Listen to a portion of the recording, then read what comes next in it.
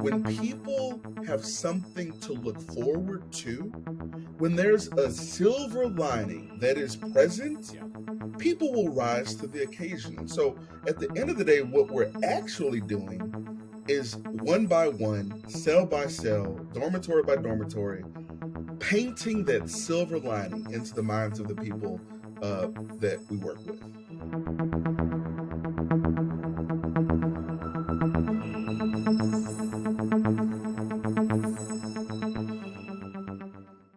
Hey, everyone, and welcome to another episode of The Missions That Made Them. I am your host, Jason Verdelli. This isn't just a podcast, but rather it's a movement. It's a movement designed to make the world a better place by bringing more awareness to the great work of the people and organizations making a difference, and more importantly, how you can help. We live in a world today surrounded by a narrative in the media that focuses in on negativity and draws attention to the problems, but not the solutions. Our guests represent the solutions, not the problems.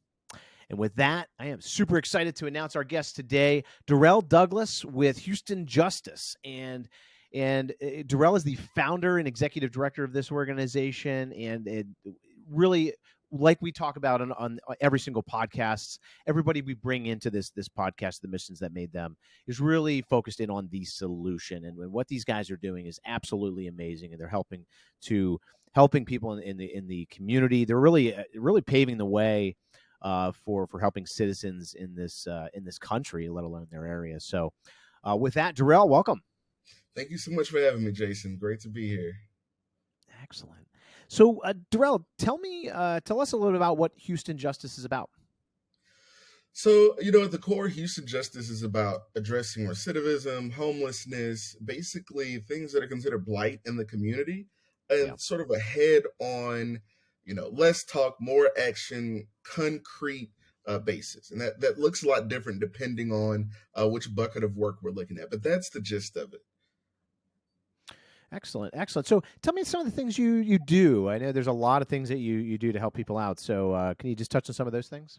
Absolutely. So our work can basically be divided into three main buckets of work. The first is a program that we call Project Orange, which is a jail-based voting initiative. A lot of folks don't know this, but at your local jail, probably somewhere around 75% of the people that are there aren't there serving a sentence. They're there because they haven't been convicted yet, and they're there for what's called pre-trial. So these are people who, it could be a traffic ticket, it could be some other type of warrant, and they can't afford to bond out, and so they're in jail. So we got to thinking, and we were like, these people technically are still able to vote. What does that mechanism look like to bring, not only the access to the ballot, but voter registration? And we saw there was not one in Houston, Texas, where we are. So we came up with it and got to work. And that's where Project Orange sort of came into view. And it started as a jail-based voting initiative, but it's blossomed into this sort of well-rounded resource base for those that are in jail. The second thing that we do, one of my favorite things, it probably takes the most time and manpower from our organization, is called Texas ID Connect. So a lot of people that are homeless, you can't go to a shelter, you can't apply for a job, you can't apply for housing, you can't even apply for government resources if you don't have your state ID. And you can't get your state ID unless you have your birth certificate.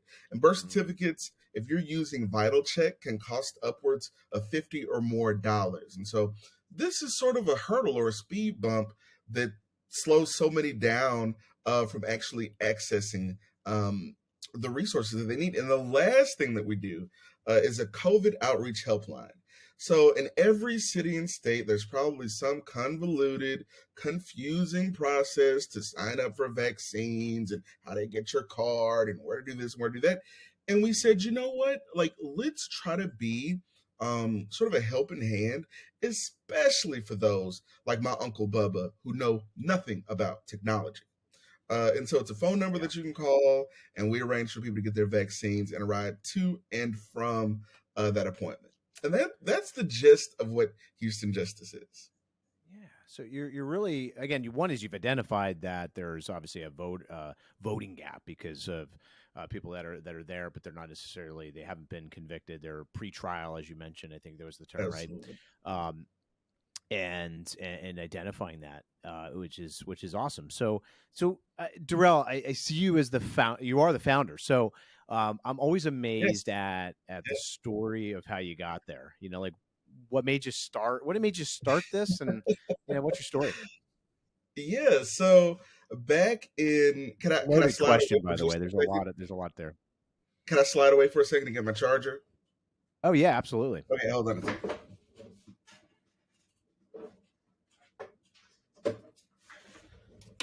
Yeah, just saw that notification that I have 5%. So we better plug this bad boy in. Okay. Yep. And Yep. okay, so your question was, how did this whole thing begin? It began as an accident. And I would imagine there are a lot of people who are listening. There's an accidental founding inside of you too. Picture it. It Yep. was 2014, and there were uproars in the middle of most major cities, uh, based around what happened in Ferguson, Missouri. Right. So when I say Ferguson, you Yeah. already know what I'm talking about. And Yep. so there was a rally in Houston, and it was one of those Facebook events, but we didn't know Hmm. who scheduled the event, right? So I get there, and I'll never forget. I was wearing Timberland boots with no socks because it was laundry time, and I was like, "This will be Right. quick. It'll be 30 minutes, and I can get back home." So put on the boots. I get there, and before you know it, the rally turned into a march. And I consider myself, I don't want to say a leader, but I consider myself as someone who can uh, who can gather consensus, right? And I knew I could not just let this march go, right? I had Right. to be part of it to help mold it into something, right? So we're marching, and along the way, I end up running into people, cousins, old classmates, who never cared before, never cared about Yeah. issues, right? So we Yeah. get to the end, my feet are full of blisters, but my heart is so full of optimism because Yeah. I realize we've got something here. So we leave there, we head back to my one bedroom apartment in Midtown Houston. We pop open a cheap bottle of red wine, St. Genevieve, Yeah. and it's like 1 in the morning, and we're thinking of what might an organization look like? What might some of the concrete solutions be, and where to start, right? Like, no Yeah. longer were we going to hope that some big org, some big funded well org would listen to some of the solutions that we had in mind. Instead, we were going to take a bet, a big bet on ourselves, and imagine building this beautiful action machine, right? Yeah. Uh, from Right. scratch, and that's what we did, and that's where Houston Justice came from. Yeah. And it's really, I think that's amazing too, and I always love talking about that because talking about why things get started, right? Like you see a vision, right? There's a solution to these problems, right? There's a solution to justice, right? And all we're Yes. trying to do is make it fair, right? What you're trying to do is make sure it's fair, and that's what this is all. That's really what this is all about. I mean, you're helping with making sure it's fair because yes, they have the right to vote. Yes. Yes, they have the right to get transportation and get their COVID vaccine, or they have Hmm. the right to obtain their birth certificate and help with that, Absolutely. right? So Absolutely. um, And you know, and I would say and it's even yeah, bigger than that. Like, one piece of the story that I kind of left out. My first job out of high school was as a prison guard. So I worked as a mm, prison guard in Texas, and it was one of the most eye opening experiences of my life. I did not know it was going to be so. I did it because it was a check, right? yeah, But little did right, I know, I was actually going to sort of see firsthand, like, how the zip code you live in, the neighborhood you live in, has a lot to say with where you end up. And in certain neighborhoods, that climb up is a lot steeper, right? hmm So when we think about like registering people to vote, we're not just doing voter registration and it's this transactional thing. We're also keeping up with these folks and showing them the resources that are available to get themselves out of where they are. So what does that look like? If you are a convicted felon and everywhere you've applied to work, you get a big fat no thank you, you're going to stop applying. You're going to Mhm. stop trying, right? And one of the things that I learned while working at the prison was when people have something to look forward to, when there's a silver lining that is present, Yeah. people will rise to the occasion. And so at the end of the day, what we're actually doing is one by one, cell by cell, dormitory by dormitory, painting that silver lining into the minds of the people that we work with. Yeah. And you mentioned the word obviously recidivism, right? Which is Absolutely. obviously keeping people from going back into jail, right? Absolutely. What are some of Absolutely. there's got to be some amazing stories or some experiences or something that you can extract from those experiences or in working with people. I guess what is that? What do you see in the work that you're doing? I guess what do you see with the impact that you're making, especially on inmates again trying to also to get back to a normal life. Absolutely. So believe it or not, like it's very small things. One of my favorite Muhammad Ali quotes goes, "It's not the mountain in front of you that's in the way of what you need to get to. It's the pebble in your shoe." Right. Mm-hmm. So very small issues. If you want to get a job but you don't have your birth certificate and you don't have the money for it nor a ride to get to the county courthouse to get it, those seem like really huge things, right? Mm-hmm. If you're someone without a car. Right. Okay. But by working with people, by listening to those, like, that is what's really sort of building here, right? Mm-hmm. So those closest to the problem or closest to the solution. And it here's what's interesting. For those from the outside looking in, you probably look at Houston Justice and think like, oh, here's this group of people that like help others. In reality, the help is going all the way around. So even from the volunteer perspective, people that work with us are learning more about the world. They're getting a clearer view of like some of the problems that exist, and they're hopefully encouraged to take their own leaps to found their own whatever it is. It doesn't have to be an organization. It could be a little group, and it doesn't even have to be a group. Mm-hmm. You yourself alone can address some issue. It's sort of like thinking about a potluck, right? Mm-hmm. Everybody's not going to bring an entree. I don't know how to cook. I'm bringing cups or ice. Yeah, That's what the row is bringing. But guess that's what? probably what I You would think. need cups. You need ice. Right. Yeah. Exactly. Well, and the volunteers. I mean, I would imagine that's just got to be a really gratifying experience for them too. I mean, just being able to help out. What sort of volunteer opportunities exist? I mean, what do they do? Yeah. What are they actually doing? Yeah. So, first of all, shout out to Miss Karen, Miss Kay, Miss Tina. Uh, like our volunteers, the best volunteers fall into two different categories. One category is the retired teacher, the retired accountant who used to wear click clack shoes and go to work every day and make sure the trains ran on time. They retired, and now all of a sudden they're watching The Price is Right, and Netflix never has anything good on, right? Yep. So they come and they're able to meet new people and they're able to learn new skills. Um, teaching tech to people who aren't like used to working with tech is Yeah. like really fun. Right. That's fun too. And then the other group of people are interns. So we have these young people like Evelyn Gonzalez, who's from Texas A&M University, or Min Coco, who's a student at Harvard. Wow. Oh my God. Like, I'm the adult and he's the intern, but I would be so intimidated to like send him just regular emails because Yeah. it's like he's at Harvard, right? But no, that's who that's who our volunteers are, and they all bring something different, and they all say that it's a rewarding experience. And what does volunteering look like? Between the hours of 10 and 4, you can stay for the whole shift. You can come and go as you please, Yeah. and you're literally meeting one-on-one with clients. And you start off with a one-on-one intake to find out sort of where they are in the process. Yeah.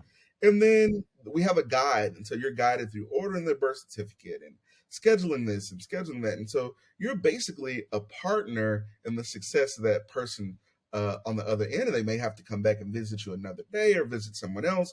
But we have sort of an online sort of case management system that guides everything. And that's what that looks like for some volunteers. If you're doing Project Orange, that's more of a seasonal thing. It's once a month we go into the jail and you're registering people to vote. Sometimes you're handing out a voter guide. Sometimes you're handing out a resource guide and you're answering questions. And yeah, that's what it looks like today. Now, we have big dreams for the future, but that's what it looks like today.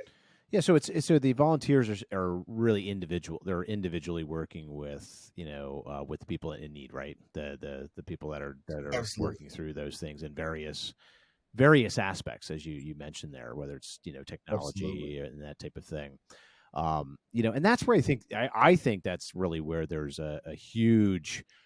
I think that's really where the solution is, right? I mean, obviously the things that you do to help them are a part of that solution, but the real solution is actually equipping them with the right tools to re-enter back into the society, re-enter back into society, and also to gain a different perspective. Sometimes when you haven't had access to that person from Harvard or there's people like that, I would imagine it's sort of enlightening, right? Absolutely. Like, imagine going to high school football games and there being no cheerleaders, right? Yeah. The cheerleaders are there to sort of not only rev up the crowd, but to rev up the folks that are on the field. Right. And so, some people just need a cheerleader to show them that a win is possible and to instill that energy. And so that's a huge part of what we do as well. Yeah. Yeah, and that's I think that's the big thing too is and I'm a big fan of this is in this thought process, which is we as the people have the ability to make change happen, right? And volunteerism is a great way to do that. You want to be able to make an impact in somebody's life. You want to improve your own life in the process, because I mean the feeling that you're going to get by helping someone and enlightening someone that has been dealt a bad hand of cards and really needs rehabilitated, right? I mean, Yes. what are your thoughts? I mean, I know, I don't have any personal experience with this, but the experience with prison and everything like that. What are your thoughts on that? And like without the intervention of Houston Justice, I mean, what is the world like without Houston Justice? And then I guess what is the world like with Houston Justice? I think when it comes to, if we want to tackle crime and if we really want to rehabilitate people, to me, it's all about like showing people really what it looks like and having that exposure. If everyone who you hang around is not like doing the right thing, you're probably not going to do the right thing. Right. I tell this story all the time about, I was in an elevator one time in the building that I used to live in. And so this guy, I guess he was like the nun guardian father. So like, I never knew he had a son. Yeah. And so I'm like, oh, you have a son. I'm like, how old are you? And he's like 7. And I'm like, oh. And I'm like, I'm an adult. I'm trying to think like, what do you ask a 7-year-old? Right. So I'm like, what are you going to be when you grow up? And he says, endocrinologist. Wow. And yeah, exactly. I was kind of stunned. I thought he was going to say fireman or like doctor or something, right? So he says, my father is a general practitioner, but my uncle is a specialist and specialist, da da da. And he just goes into this thing. And I thought to myself, that kid is going to be an endocrinologist because he's exposed to it. Right. That's what he's exposed to. So if you grew up in a neighborhood where you're only exposed, like your definition of success is the guy who drives the Escalade, right? Right. That he acquired, in a not so stand up way, right? Then you're going to do stuff like that, right? Like you're going to view that as success. And so, just, expanding what that looks like and, being open, and honest advocates with people. So we don't work for our volunteers, we work with our volunteers. And it's only those who are ready to make the change in their lives, that'll actually happen. There are, and it's about 50-50. There are some people who, they hadn't fallen off the horse enough times. We all fall off, right? Yep. It just takes more times for some people to fall off to want to get on and make it work. And so that's, one of the really, really rewarding things. And I think we're addressing, crime, homelessness. When you really peel back the layers, that's really what's happening. Yeah. Well, and there's the root causes of that too, are perception, as you mentioned. I mean, if their only view was the guy in the Escalade driving down and seeing that was success, and not really knowing maybe at that point in their life, how they acquired that.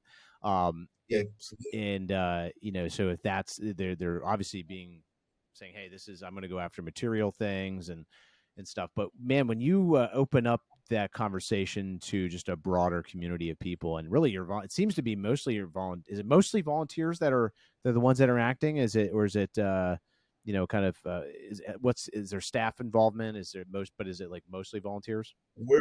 We're all volunteers. All so volunteers. Like I don't even get a check. I don't get a check. Yeah. I get no pay from Houston Justice. It's a labor of love.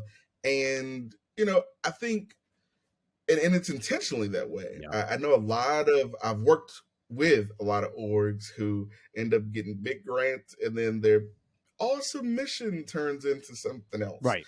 But, right. but no, I mean, it really, it's all volunteers, and everyone who's doing it is doing it because they care and they actually look forward to it. It's really awesome. Yeah. Like the lady who leads our work at ID Connect, her name is Karen, and Karen used to work at the post office. So when you talk about like rudimentary, like structure, rules, like she's the perfect one. And we're all learning from each other. Seriously. We all learn from each other. And, I take joy when I, run back into someone who, we got this guy's birth certificate some months back. He was on the street, and, now he's a shift manager at Wendy's, and it's like, wow, okay, you're getting there. Yeah.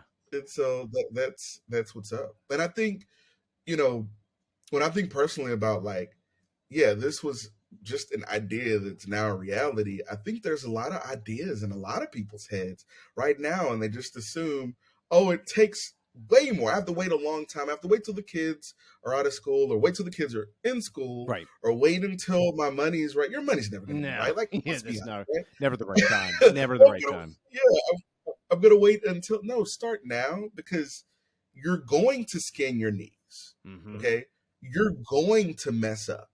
Yeah, it's going to happen. But you'll be okay. But if you never start because you're afraid of that thing, then you'll never start, and then you'll never get to be a guest on the missions that made them. Exactly. See, this is what we're talking about.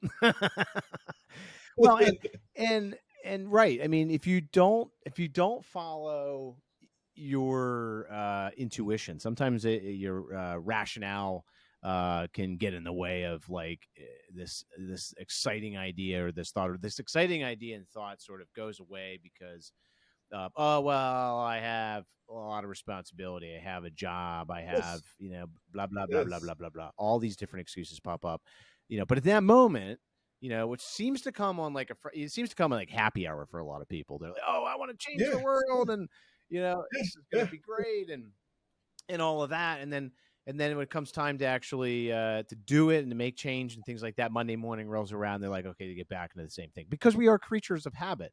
Human beings are definitely creatures of habit. But I think the opportunity here is to say, hey, if you can just sign up as a volunteer, be a part of something that's bigger than yourself, and you won't focus in on yourself as much. You won't be so darn stressed out, right? Too, at the same time. Absolutely. I'll give another example. So these days when I give like my origin story, right? I always throw in that prison stuff. It sounds real cute. Let me be honest. I hate it every day I worked in the prison. I did it for 5 years. There was not a single day that I woke up and put on that uniform with a smile. Okay. However, today, none of what's going on today would have existed right? Not this organization, not some of the other stuff that I do outside of Houston Right. Justice that actually pay the bills would have ever happened had it not been for those 5 years. Yeah. And so you may be listening or watching this right now and not realizing some of the things that you despise. You may not understand. It's like it's part of the process. Yeah. Like there's something you're supposed to learn at this phase of whatever it is. Yeah. And I have to keep reminding myself of that. And, the other day I wrote this post on Facebook. I said, when you're thinking about these big ideas, it's cute, it's fun, Right. right? It's only until it's sat in your lap and you really have to like rise to the occasion Yeah. that, that's where the rubber meets the road. And it's time to rise up in it. It's time to rise up in it and meet it. And there are a lot of people with ideas that are just afraid of taking that first step. Thinking about pulling something like this together, we see some 100 people a week, right? Yeah. Today. But imagine like thinking of trying to pull something like this off with only volunteers. It's insane. Yeah. It's insane. But like I started, and one, it was just me and Miss Tina. Mm-hmm. And then it was me and Miss Tina and Karen. Yeah. And today there's a whole slew of people. There are people there that I don't even know their names. That's the part when it's growing. Yeah, that part. And I think allowing those folks to like blossom in their own ways. And last thing I'll say on this, the ID thing that we do, an intern found the funder. Think about that. Wow. There are no little I's and big U's at Houston Justice. Her name was Sarah Lee. She was an intern at Princeton, and she came to us with like this idea to add this on to the work that we were doing at the jail. And I said, that sounds awesome. Schedule a meeting with them. So she schedules the meeting, and she's like, okay, so here's the dial-in, and here's this, and here's that. I said, no, you take the meeting. Yeah. And then she was like, well, what questions do I ask? I said, you ask the questions that you would want to know. Yeah. Right. And she's like, well, and she took it, and of course, in some later meeting, we actually did the stuff. But, like taking that initiative, taking that leap, it's huge. Yeah.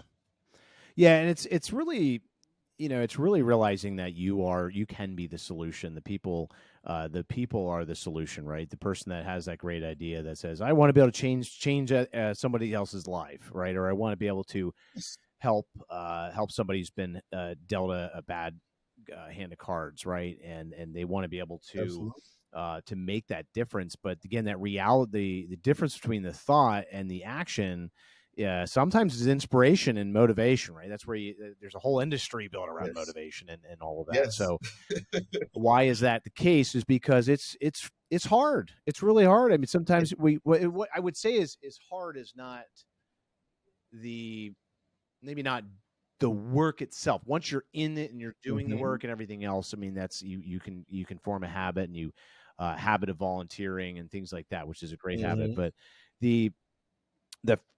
being able to say, all right, well, hey, on top of my job, on top of all the bills I have to pay, on top of my kids that I have to pick up after school and all this stuff, all these other responsibilities that get put in that get thrown at you, being able to overcome that, I think this is the hardest part. It's like working out. I mean, it's really, really hard in the beginning to get to start.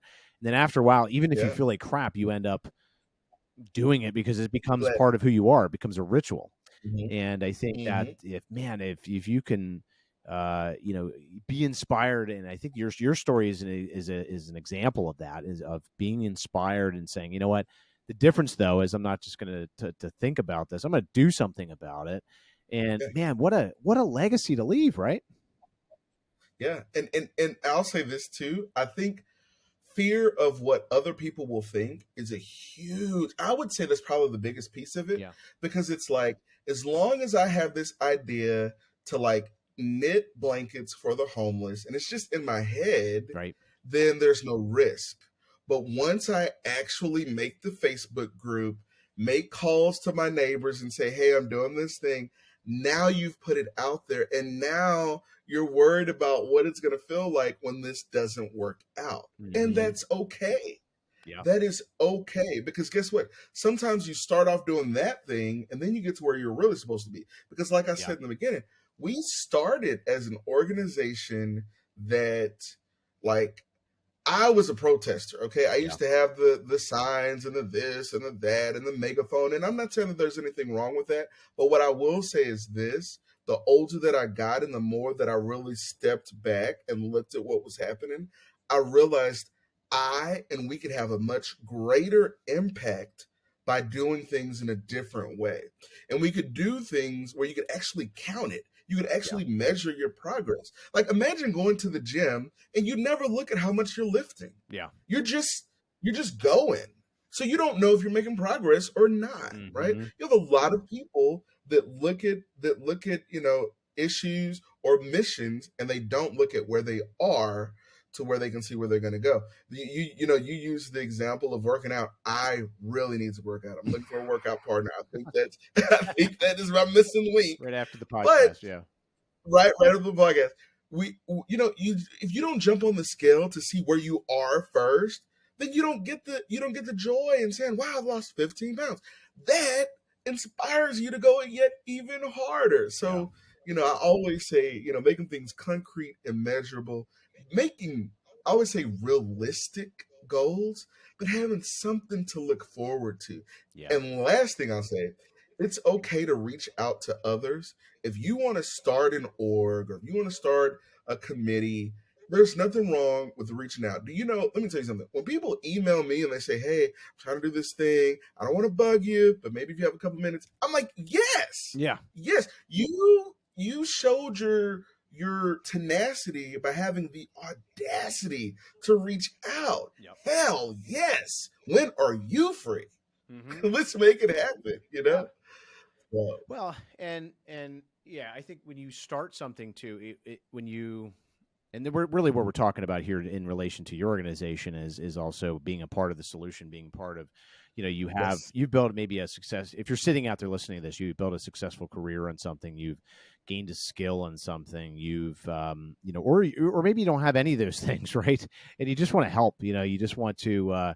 You want something to give you that sense of purpose, because sometimes we lose that a little bit through our lives, Yes. or we think maybe we at that time, maybe at that point in time, we said to ourselves, yeah, that's my purpose, is to do that one thing, and then that thing became old, and now you're trying to find that new thing, and you just can't find it, and you're like, okay, well, now I'm just like wandering aimlessly throughout the desert here and trying to figure out who I am and everything else. Well, guess what? Welcome to everybody else.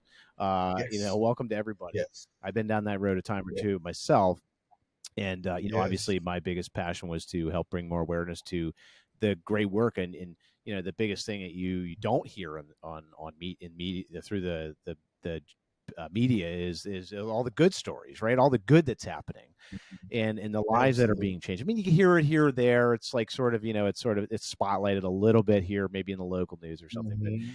but what you don't hear is these stories, and I think that can sometimes damper people's motivation to actually get started Mhm. and everything. But I think for a lot of people, that for me, it's been, especially the past year, it's been, no, like, what can I do to help? I mean, like, we don't want to continue to live in a world that seems like it's terrible and everything like that. No, we want to be able Right. to expose, but you generally you become what you expose yourself to. So this Absolutely. is a way, what you're doing is you're providing a platform for people to be able to do that, right? They can Absolutely. contact you, and you'll find a place for them, I'm sure, on the volunteer side, right? Absolutely. If you're Absolutely. willing to help. And then in addition to the stuff with Houston Justice, I mean, it's all with the same North Star. Yeah. But I'm looking to build halfway houses in Detroit. There's a whole lot of land up in Detroit. There's a whole lot of opportunity in Detroit. I'm actually based in Oh, Detroit cool. Yeah. these days. And yeah, I think there's just a ton of stuff that is out there, and there's a mission inside of each of us if we would just listen to it. Yeah. Yeah, and that is so true. And I think if you're listening to this too, I think one of the Darrell, you've said a lot of great things here. There's a lot of these little tidbits of information that you can take along with you. But that's the key thing is in the movement, really what I'm trying to do with the podcast here is to be able to inspire people, not, if anything else, make you feel a little bit better about the fact that, hey, wow, there are some amazing organizations out there that are doing so many amazing things. And it's just incredible. I mean, I interviewed somebody earlier this week that their organization is like 3 to 5 years away from a cure to this rare form of blindness that nobody ever really knew about. It's like good, it's like you don't hear about that, but when those Right. become issues and closer to you, then now all of a sudden that's something that you need to focus in on. So the same thing with in the case of justice, if you know somebody's been through the justice system, Absolutely. and realize, hey, you know what, maybe there's something you do or don't agree with it, but at the same time, you can be part of the Hmm. solution by partnering with an organization like yours that is actually helping these individuals and giving them a pathway, showing them the light, so to speak, and a shed of positivity, right? And that's just amazing what you're Absolutely. doing. Absolutely. And thank you so much for providing this space. It's absolutely true that there's a whole lot of good that's going on. And I think, a lot of the things that happen to us, if we really stand back, if you notice the stop sign that needs to be at the end of your street because people are just flying by, if you notice a solution to a problem, I guarantee you may think the city knows about it. Yeah. They don't. They need your call. Right. Like, do something about it. And if nothing happens then maybe you need to get a petition and go to all your neighbors and say, hey, I'm trying to get a thing over there. Can you sign this? Like, just keep pushing the meter, and eventually, things happen. Because I think what the pandemic showed all of us, think about it, whether we're talking about the public education system, whether we're talking about your local city government or whatever, they were never going to take in all this Mhm. tech. They No. were never going to do this. But guess what? The pandemic happened and they were forced, right? To Hmm. like go on Zoom and Teams. Zoom's better, Yeah. by the way. Right. And like and to do all these things. And it's like y'all should have been done this, right? Yeah. And so, change is inevitable. I think the missions inside of us will make the world that much better. And so whatever that thing is, and you know what it Oh is, yeah. it's the thing where you're in the shower and you're like, man, I should do that like that, or we should do this like this. Yeah. Like, yeah, and you can kind of see it, Yeah. like write it down, and like you never know what'll happen. Well, and it is the missions. It's funny we label this podcast "The Missions That Made Them," but it's really the missions. And you had mentioned it right there. Boom! It's the mission inside of you that Yeah, the mission inside of you that is part of that solution. And sometimes it's just a matter of digging down, realizing what that is. Do I really want to? And the best way to do it is to look at it like you would with any great strategy. You would start with the end goal in mind, start with that, and then work backwards to achieve that. So what do you got to do to get hmm, there? And sometimes when you look at, if you look at your life, and this might be kind of a grim way to look at it, is to say, when you die, what do you want to have yes, left behind? Right. yes, So yes, so if you work backwards from that, okay, well, do I want to leave behind a ton of money? Do I want to leave behind right, do these things really, and then it gets you to really ask the question, do these things really matter to me? And 9 times out of right, 10, the material things don't. The money doesn't. When you're um when your moment, when you're at the end, I mean, you're not going to think about how right, much money you're going to that you possess or right, anything like that. You're going to think about you're going to have the memories and everything that you've done, mainly the feelings that I think that you felt throughout your entire life. And it's this cumulative experience, this cumulative, I guess, really accumulation of all these different actions that you've yes, taken. But the thing is what you don't want to, the key thing is that you got to take action. I mean, if you want to take action, you got to take absolutely, action if you want to have that as your end result, right? So absolutely. that's really, really And important. I think along those lines, Jason, I think a lot of times people want to they want to compare themselves to action that other people are taking, Right. right? And I think of like taking risk, like almost like working out, because it's like people have risk muscles, right? Yep. So if you've never taken a leap, don't try to compare yourself to like your neighbor down the road that's always, bungee jumping or skydiving. Yeah. Like, do something little, because like this whole Houston Justice thing wasn't the first like little jump, right? It Right. was much smaller things that grew into bigger things that sort of, you know, it you never know what's possible until you try, and then just keep going at it, because there's a reason why certain thoughts are revisited, and there's certain issues that you probably do see more than other folks. Mm-hmm. When you're thinking about buying like a blue Honda Accord, and then Right. all of a sudden you see blue Honda Accords, Yeah. Oh, like yeah. That's it's the on thing yeah, for sure. yeah, it's Yeah. it's on your mind for a Yeah. reason. And like, there's a reason why like that mission has been placed onto you, and maybe you can't do it by yourself. Who are the people that need to be in the room or on the phone to help you just think through it, Yeah. and pull out a calendar and put a date on it? Like for me with trips, it's like I'm literally in Puerto Rico. I live in Detroit, but Yeah. I'm in Puerto Rico right now, Oh, that's and I've awesome. been saying Yeah. all year that I was going to spend the winter in Puerto Rico. And if you've ever been to Detroit in the winter, you know why. Mm-hmm. Um, I'm in so, Pennsylvania, so maybe not quite, but it's close enough. but you get the drift. Yeah. Yeah. And so until I like put the dates on the calendar, right? Not only the dates that I wanted to be here, but I need to get my flight by this date. I need to get my Airbnb by that date. Yeah. Like to sort of benchmark it out. It's like they say, how do you eat an elephant? One bite at a time. Like, chop your mission into edible pieces. Yeah, that's true too. Into edible pieces. And it's nothing wrong with getting halfway through your steak. Well, not halfway through, but Yeah. a quarter through, and Right. saying, "Excuse me, can I send this back? This is a little tough." Yeah. Uh, Yeah. you know, but you gotta start chewing, chopping it up and chewing it up. You do. You really do. You just got to. You got to start. You got to believe in it, and you've done that. I think it's something that I talked to a number of people that had the same thing. And it's funny, they all start their nonprofits. At least the ones I've talked to so far. I have several more to interview, so maybe there's somebody out there that's going to prove me wrong. But most of them have started. They started their nonprofits because of by accident. It was like somebody. Yes.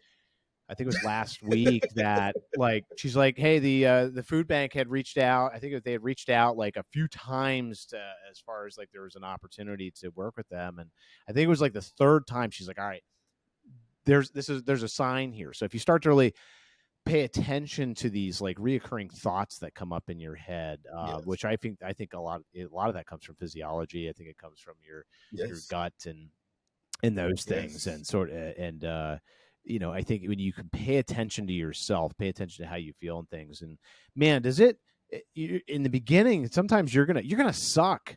I mean, like an example, like at this podcast, like I'm learning about lighting on podcasts, and realizing when it's a cloudy day and when the sun comes out, how to set up your lights. Like I Uh-huh. there's times where it's better, and then there's times where I'm like, hey, I'm learning stuff, right?